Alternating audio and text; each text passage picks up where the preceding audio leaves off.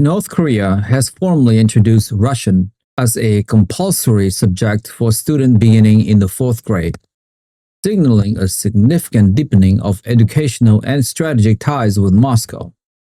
This policy shift aligns with broader efforts by Pyongyang to strengthen bilateral relations across defense, trade, and technology sectors amid growing isolations from Western powers.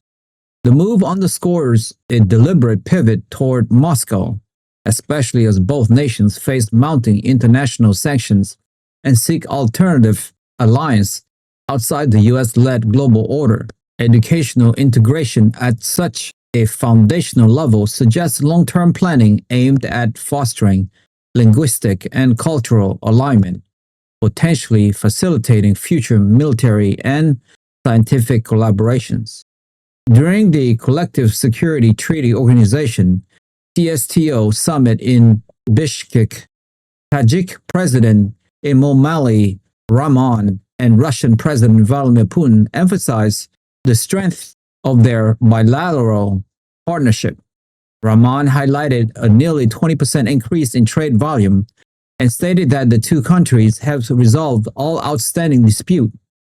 Putin, in turn, praised Tajikistan coordination with Russia on security and law enforcement matters and extended an invitation to an informal Commonwealth of Independent States CIS leaders meeting in St. Petersburg scheduled for December 21st. The summit culminated in the signing of multiple agreements focused on joint military operations and countering drug trafficking, reinforcing the CSTO's role as a regional security framework under Russian leadership.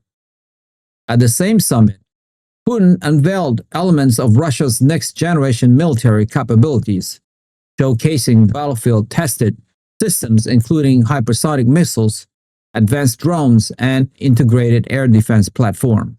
His announcement was framed as part of a broader initiative to equip CSTO allies with cutting-edge Russian weaponry, positioning the alliance as a strategic counterbalance to NATO. The Kremlin underscores its vision for a pan-Eurasian security architecture rooted in shared defense infrastructure and interoperability. Belarusian President Alexander Lukashenko echoed this sentiment, describing his nation as a besieged fortress amid escalating military threats along CSTO borders and criticizing Western arms supplies to Ukraine as destabilizing. Simultaneously, Russian diplomacy intensified on multiple fronts. Foreign Ministry spokeswoman Maria Zakharova dismissed allegations stemming from the leaked Witkoff Ushakov phone recording as a hybrid of fantasies and fakes, accusing unnamed actors of attempting to sabotage upcoming negotiations between Moscow's and Western officials. She also alleged that the United States was covertly recruiting Filipino citizens, specifically former police and military personnel, through a Florida-based firm named RMS International to fight in Ukraine. According to Zakharova, these recruits were being issued Schengen work visas via Germany's consulate in Manila. These claims, while unverified by independent sources, reflect Moscow's ongoing narrative of Western mercenaries and covert intervention in the conflict. Putin further hardened Russia's stance on Ukraine during a press conference in Tajikistan, declaring it pointless to sign any agreement with Kyiv's current leadership. He accused President Volodymyr Zelensky of avoiding elections and questioned his legitimacy to represent Ukraine in peace talks. While expressing openness to negotiations, Putin insisted that any future deal must involve healthy people committed to durable relations with Russia.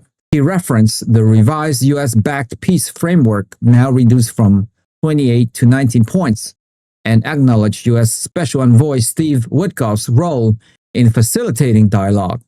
Nevertheless, Putin reiterated that Russia would only halt military operations if Ukrainian forces withdrew from territories Moscow claims, including Crimea and the Donbas. Despite battlefield gains reported near Pokrovsk and Vasyukovka, Ukrainian officials maintain that key defensive lines remain intact, setting the stage for continued high-intensity combat as diplomatic efforts stall.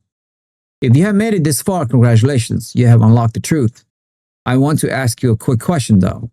Given Russia's insistence that peace in Ukraine is impossible under Zelensky's leadership and its simultaneous push to arm CSTO allies with next-generation weapons, do you believe Moscow is genuinely open to diplomacy, or is it using negotiations as a smokescreen while preparing for long-term regional dominance, and why?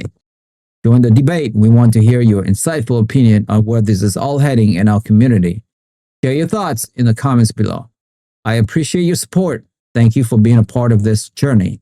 Like the video, share this video with friends and family, hit the notification bell, and most importantly, subscribe. I'll see you guys in the next one.